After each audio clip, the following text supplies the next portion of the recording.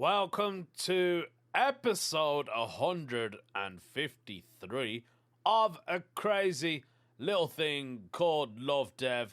Today's episode is called Paw Paw.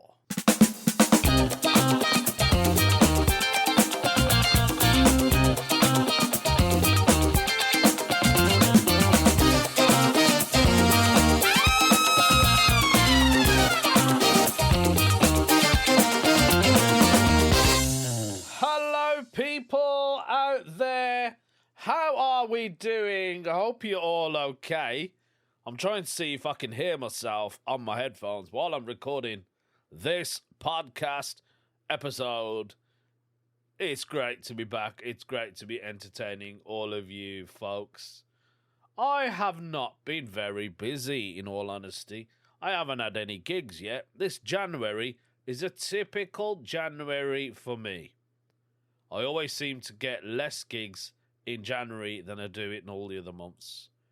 I feel like I'm getting a bit rusty now, and I'm actually quite nervous. I do actually have a gig tomorrow up in Preston for a promoter named Who Dare Grins. So I'm looking forward to doing that because, I feel like I've got a couple of cobwebs on my body and I need to kind of brush them off. Saying about brushing them off, actually, I've done a bit of shopping on that Vinted. That old Vinted, eh? Has anyone been on this Vinted? You know what? It's quite addictive, Vinted is. I'm starting to buy stuff. I'm selling stuff. But I do feel like Vinted... Those of you who don't know what Vinted is, I should explain first of all. If you don't know what Vinted is, where have you been living? Under a rock? Those of you who don't know about it, basically, it's a company that sells clothing online, but you're the seller and you're the buyer. So it's kind of like a charity shop, basically. And it's actually made me wonder, what has happened to all of the charity shops now in the United Kingdom? Are they getting less donations? Because people are like, oh, I could probably get rid of this because it ain't that bad. So they put it up on Vinted. Couple of pounds, they sell it, they get a bit of pocket money, and maybe then they'll buy something else that they like, that they see on that app or on the internet, and they purchase it. Then basically, that's what I've been doing. And I was thinking, like, how have charity shops coped? If anyone works in a charity shop, I would love to know how it is going. Are you getting less donations? Especially on the clothing side. Although on Vinted, you can literally sell anything. So apart from mobile phones, I believe, and TVs, that's the only thing you can't sell. But everything else seems to be on there. I've been going on it, and I feel like it's kind of like a gamble. You're not quite sure what you're going to get. Do you know what I mean? So you could end up with a really nice jacket, but it doesn't fit you. Or it's not as it's described. So I've literally just bought a leather green and white varsity jacket. I do like my varsity jackets. If you don't know what a varsity jacket is, it's basically, I think it was when the US Army was in Japan, and when they were leaving, they wanted to take a souvenir. I think I've mentioned this before. I apologize if I do. So anyway, they took this jacket from Japan. Or was it the other way around? I think they took the varsity jacket to Japan, and then someone in Japan had a very clever idea of putting design on the back of the jacket, which turned into a souvenir varsity jacket, which is why it's called a souvenir jacket. Anyway, you don't care about that. So I bought this varsity jacket, green and white. I looked at it, and I thought, do you know what? It looks all right. It'd be nice to wear at a gig or, when I'm out and about. Got the package, doesn't fit me, and it was described as leather, and it was only a tenner, and I thought, that's not bad for a leather jacket, and it looks quite new. Obviously, I've got the package. As soon as I took it out of the post box, what's a post? In post, it's called. What a great thing that is, isn't it? In post, it's literally, if you don't know what that is either, you've literally been living in a cave. So Impost is basically like a self-service postal service. I'm a poet and I didn't know it. So basically, you just scan this thing and a box will open and you literally put your item in it. You don't need to label it or anything like that. And you close the lid and then that gets sent to the buyer. So that's how I got my Impulse. But I'm going very off topic at the moment. Basically, this jacket is not leather. It's PU, plastic. It's like as soon as I looked at it, as soon as I got it out of the Impulse box, I was like, first of all, this isn't going to fit me. And it's not a leather jacket. I was expecting a very big parcel. Do you know what I mean? Honestly, when I got it out, I thought it was a t-shirt. I thought, is this a t-shirt? This ain't gonna fit me, man. I knew straight away. So yeah, Vinted is basically a gamble. That's literally what it is. It's just giving me anxiety. I need to stop buying off. I need to stop, but I can't help it. Like I said, I've already bought a couple of suits. I think I mentioned it in my last podcast. It is addictive, but it is stressful. I mean, stress is a big thing, isn't it? Anything in this world can stress us out. That's why your mental wealth is so important. So much out there can really stress you out these days. The most stressed time I've probably been in my life was when my son was so young. I mean, he was like, 3 or 4 years old at the time. And I just knew there was something wrong with my kid. Because he wouldn't sleep on time, which affected our sleep. And your sleep is so important. You know, getting your rest and getting energy for the next day. And that's when I knew there was something going on with him. But when we found out, you know, obviously my son was diagnosed with autism from the age of 3 or 4, you know, there was a relief as well. There was a relief at the time, but it was quite stressful because you never know how your life is going to be. Do you know what I mean? This is what I mean about how your mental wealth is so important in life, you know? This stuff with mental wealth, you've got to invest in your own life. You know, you got to make changes, whatever you're doing in life, to keep you happy. You know, going to the gym, eating healthy. But even sometimes eating healthy, it's not all about eating healthy as well, is it? Sometimes you got to treat yourself. You know what I mean? I mean, I used to do that a lot. I used to just eat anything. But then you got to look at yourself and go, no, I need to manage my own mental health and my wealth as well. There's 5 important pillars to your mental wealth. You know, there's sleep, as I mentioned. Your diet, I've already said that. Exercising, I love exercising. I actually went to the gym today. You know, that's good as well. And trying to deal with sleep management. I'll tell you what I've been doing to help me to sleep quite lately. I've been listening to pink noise. Pink noise, I find, is a very useful way to help you to sleep and stuff. But I mean, I'll tell you what's funny, right? I got this email from someone called Magic Mind, and they listened to my podcast.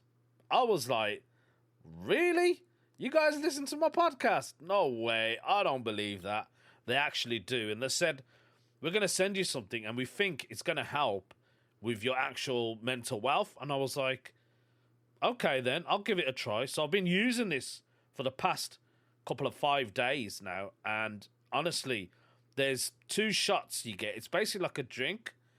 And this drink helps you sleep. It lowers your stress levels and it gives you energy for the next day. I've been taking both of them for 24 hours. And I've been getting, as I said, I've been getting better sleep. I'm a lot more focused now in my day. And it's really kind of them to actually send me this product because they were like, we love your podcast, man. The stuff you talk about in it. And we feel like this drink can really help. Because I talk a lot about mental health. I talk a lot about people going through issues. You guys know what I do in my podcast.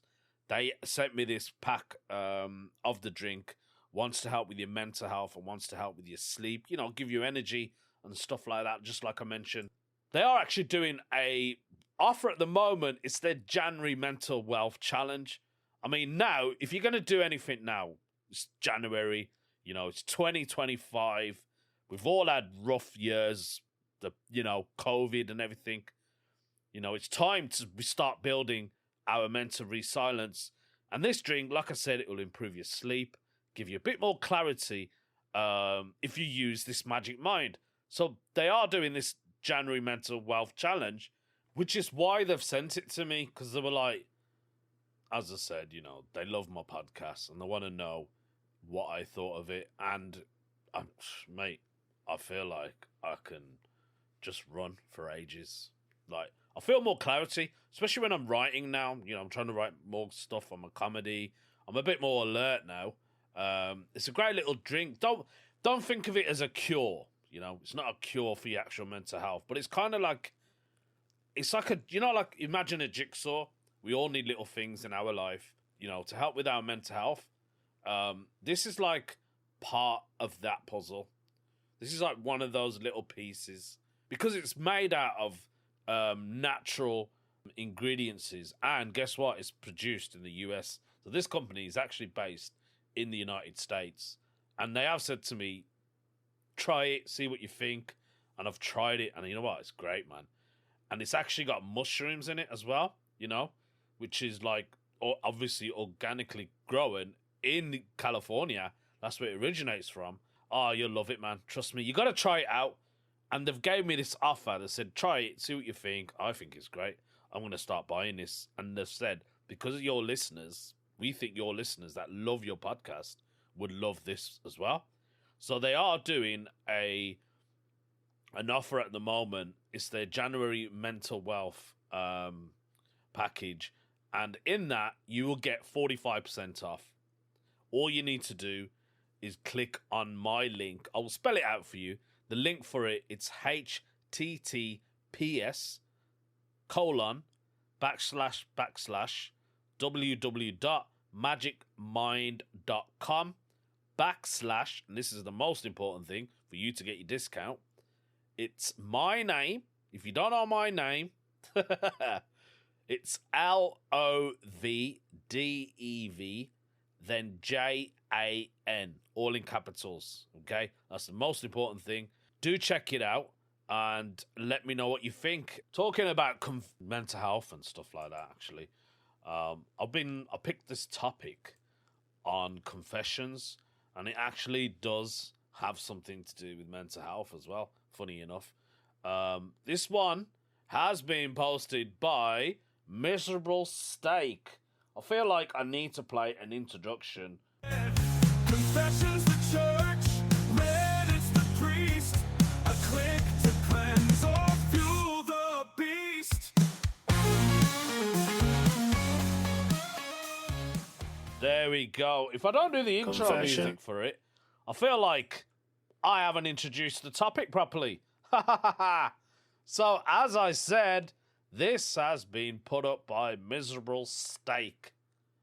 And her confession is, my daughter's behavior negatively impacts my mental health. Kids do that, don't they? I mean, kids are your lifeline. That's one of the puzzles to your life as well. Those of you who are parents, some of you might have foster children out there. I don't know, but you know what I mean. Somebody who's close to you will always affect your mental health. I want to know what is actually impacting Miserable Steak's mental health. What is it? So it starts with, the title basically says it all. She's an absolute nightmare, and all I've done is try to take care of her and do what's best for her. As I was walking up the stairs to finally sit in bed, I felt a really strong urge to cut. Ooh. I walked into the bathroom and clenched my teeth and went to my room. Now I'm lying in bed crying and writing this, trying to keep myself from getting the scissors. Oh wow, this is serious, man.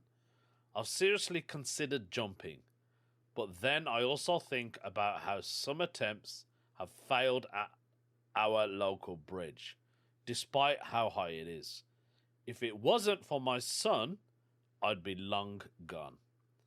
There is a large outdoor stairwell at a local college library that every time I walk on it, I thought about what a perfect place to fall. 2 large stories high and concrete at the bottom. Oh God, this is really like... I'm barely hanging on and no one knows. Well, except for anyone who reads this. Oh, wow. Wow. But what I want to know is, they've basically said how they feel, but they're not actually saying why their daughter is impacting their mental health. That's the bit I don't understand. They're obviously going through some stress in life. I mean, I've seen this, working in the mental health services. I've seen a lot of this. People mainly talking about how they feel. I think there was a time in my life when I was quite depressed and sad, and I didn't want to do anything. But that was obviously before comedy. I felt like I needed a purpose in life. That's what it was. When I was a cab driver, I was like, nah, there's more to this. I can't keep being a cab driver. But I think finding something really helps with your own mental health and stuff like that. Whatever it is, any little small hobby. I say it to my wife sometimes. She'll say, "Oh, I don't do anything." I'm like, pick up a hobby, man. Go dancing. I go, you love dancing. Go enjoy a dancing class. Doesn't matter if it's not your type of music, but you might enjoy it. And she does love dancing. My missus does. But yeah, this woman, this miserable steak, is it a woman? I think it is obviously going through some stress. I want to read what some people have said to her on the Reddit forum. So someone's put down, "Thank you. We might be strangers on the web, but I'm sending you virtual love and support and hugs, if you'll have them. I've had the same self-destructive voices in my head. It's no fun at all. I got out of a very terrible marriage, and I also told myself I wasn't allowed to say bad things to myself anymore. I just wasn't allowed." This is what they're saying. "I came up with some positive affirmations, and the second my mind starts to go there, I stop and I say, or I do a mantra." So they put here in brackets, "I've studied a lot of yoga, so I know a few of them, but if you're not into that kind of thing, affirmations work too. Self-talk is super powerful. Tell yourself, I can do this. I am worthy." See, that's what I used to do. "Even if it's hard to believe, keep telling yourself good stuff when bad stuff shows up. I wish you all the best of luck. Please don't think I'm saying this is a fix. All I suggest, it will help you in the moment." That's a lovely... I'm glad I read that one, because I feel like that one is basically nailed whatever it is that they've said to this person on how they are feeling. I mean, they've made a confession. They have actually done an update, and I wanted to read this afterwards rather than before, because I want to know what was happening before. So their update, Miserable Steak, is saying, mind you, Miserable Steak already kind of gives away how the person feels with that username. "I cried until I was tired last night, and then woke up feeling a little bit better this morning. We had a decent start to the morning and overall a good evening. Thank you to all who supported me last night. I was not in a good place, and I appreciate your kind words." Oh, that's really nice, man. To see that is lovely. That is really genuinely lovely. Yeah, man, that's what I mean. Like, your mental health is so important. Your mental health and your wealth, it all connects to us in a way. Like, everything you do in life, you have to kind of do it right and kind of do your best. As if this episode couldn't get any more distressing, I think we should do... Oh, that's interesting. Oh, that's interesting. What is it that's interesting today? Well, apparently, on this day in 1947, the mutilated body of Elizabeth Short, who's also known as the Black Dahlia, was found in Los Angeles neighborhood of Leimert Park, right? And it's a case that remains unsolved, but their theories are abundant, including one man that is convinced his father was guilty of the crime. Let's see what this story is all about. So, this was in January the 15th in 1947. There was a lady named Betty Bersinger who was a mother. She went out for a walk with a child and stumbled upon a very ghastly sight. And it haunted LA for decades. As she was walking down the Norton Avenue, she spotted what initially believed to be a discarded mannequin in an empty lot. Upon closer inspection, Bersinger realized with horror that she found the severed corpse of a young woman. She quickly ran to alert the authorities, setting it in motion one of the most infamous murders in American history. The victim was soon identified as Elizabeth Short, who came knowingly to become the Black Dahlia. Short body and gruesomely mutilated, she was cut in half at the waist with pieces of flesh removed from her thighs and her breasts.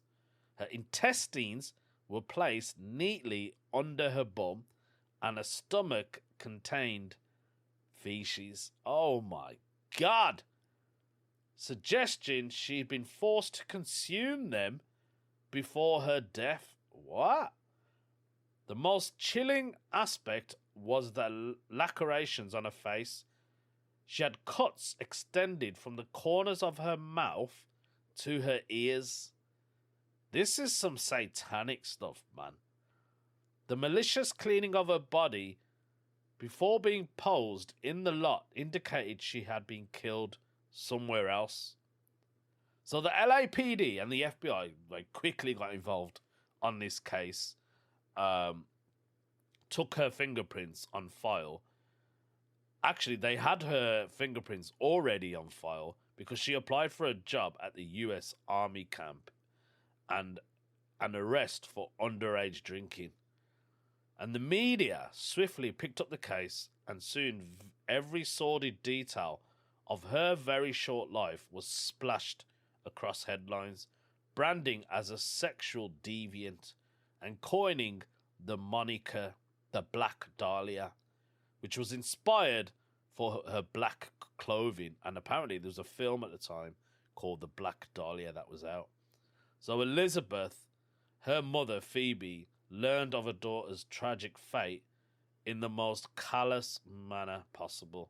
The LA Examiner tricked her into believing Elizabeth won a beauty contest only to pump her for information before telling her that she's died. What? The media turned Elizabeth's life into a lurid tale, suggesting she was a prominence and a tease, which only served to muddy waters of the investigation. So she had an awful, horrific death, but then the media kind of blamed it on her. That is terrible. The murder investigation was one of the largest and most intense in Los Angeles PD department in history. Over 750 investigators on the case and 150 suspects were interviewed. Despite receiving numerous confessions, none of them deemed credible. So the case literally went cold, and it just built a legacy of theories and speculation. Wow. One of the most compelling theories came from retired LAPD. His name was Detective Steve Huddle, who, after his father's death in 1999, found photographs resembling Elizabeth Short among his father's belongings. Huddle's father was a prominent doctor with a very dark history. Oh, he's another bloody Harold Shipman. Steve Huddle's investigation led him to believe his father was the Black Dahlia killer. George Hoddle had the medical knowledge to perform the precise hemocotopomy, I don't even know what that is, in mutilation, basically mutilation, and a receipt for a concrete bag that was found at the crime scene. He had a concrete bag crime. Oh my God, he must have done it. Despite the compelling evidence, George Hoddle was never formally charged, and the case, as I said, still remains open. The true story persists that his father may have been responsible for other murders as well, painting a possible picture of a serial killer. It's always the ones you think, innit? Another intriguing theory was by British author P.U. Eatwell. In 2017, he had a book called The Black Dahlia Red Rose, the crime, corruption and cover-up of America's greatest unsolved murder. Eatwell argued that Leslie Dillon, a bellhop and former mortician, killed Mark Hansen at a nightclub owner, infatuated her Dillon's knowledge of the crime scene deep. The mystery of the Black Dahlia endures with each theory, adding layers of intrigue to an already convoluted case. Whether it was George Hoddle, Leslie Dillon, or another assailant, the truth remains elusive. 77 years later, the murder of Elizabeth Short continues to fascinate, horrify, a dark chapter in the annals of true crime. As new theories and evidence occasionally emerge, the hope persists that one day the Black Dahlia's killer will finally be unmasked, bringing closure to one of America's most enduring mysteries. Oh, that's interesting. That was flipping interesting. Unbelievable. How a murder can happen and they haven't even solved the case. I bet there's a lot of that out there, innit? I'll tell you what, there's a lot of out there, because I'm going to end the podcast. Weird news! Yeah, I felt like that was the weird news, but it isn't. This is the weird news.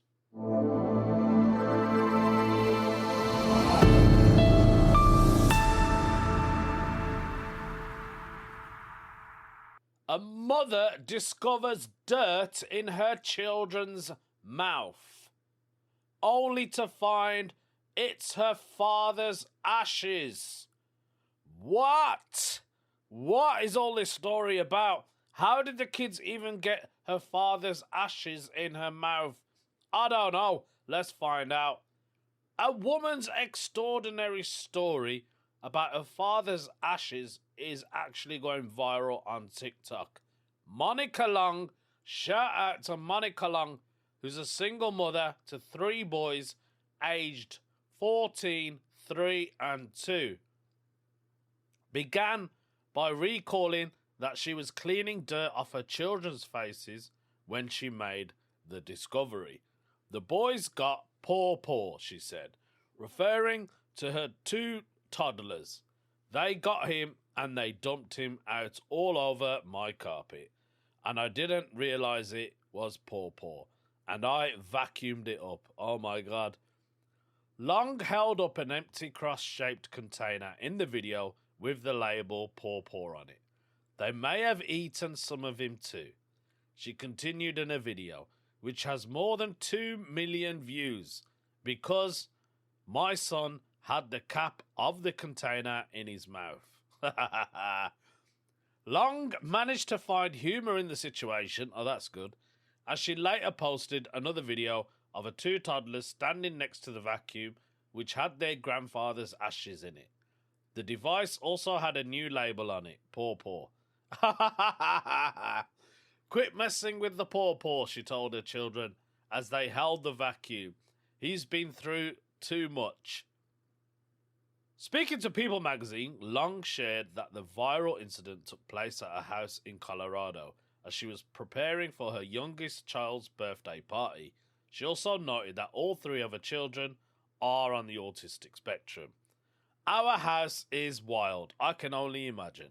You never know what one day to the next is going to be like. My younger 2 are toddlers, so they're just getting into everything these days, she explained. She added that when she was in the bathroom, she discovered that after 4 minutes, there was stuff all over her toddlers and the floor. I was like, where did this dirt come from? I grabbed the vacuum and vacuumed it up and continued about my day. However, days later, she saw that the container holding the ashes was empty. Realizing that her children climbed their way up to one of the shelves, got hold of it, at that point, she discovered that she previously vacuumed up the ashes and wasn't sure if she'd laugh or cry about it. The littlest one, he figured out how to open the bottles by biting and unscrewing them, so that's why they had white dust on their lips, she said. And I just dusted and cleaned them off, not thinking of anything of it, but they may have eaten a part of their grandfather. Which is horrifying. Still, all her family found amusement in the incident, including her children's grandmother. I said the boys got Paw Paw and they dumped him out, and I didn't realise it was him, so I vacuumed it up. Long added, she goes, "Oh no," but found it comical. I bet Paw Paw would have got a kick out of that, and tells me, "Don't worry, we have more of Paw Paw." They got Paw Paw in their body. In the comments of Long's video, many viewers also saw the spiritual side of the comical situation. I mean, this, with absolute love, I feel like Paw Paw had a great day. One wrote, "He got to play with his grandkids for the last time." Some of my dad spilled in the back of my Kia Sorento. I scooped him up the best I could, and the rest got vacuumed. It makes me laugh to this day. This is what people have said to her. That is absolutely hilarious. Imagine that. Imagine just eating your grandfather or your loved one's ashes. Talking about that weird story has actually left a funny taste in my mouth. And to get rid of that taste, I think I'm going to have a bottle of Magic Mind. Remember, you can get your Magic Mind through my official link. You'll get 45% off it. They do ship internationally. Actually, Magic Mind ship over to 65 countries. There's no risks. They're so confident they will give you 100% refund. No questions asked after 100 days of buying it if you're not happy. But check it out. It's great, man. And if you do want that 45% off your Magic Mind bundle, make sure you go onto my link, https://www.magicmind.com/ and then in capitals, Lovdev, JAN. Thank you. Hope you enjoyed the podcast, and I'll see you next week.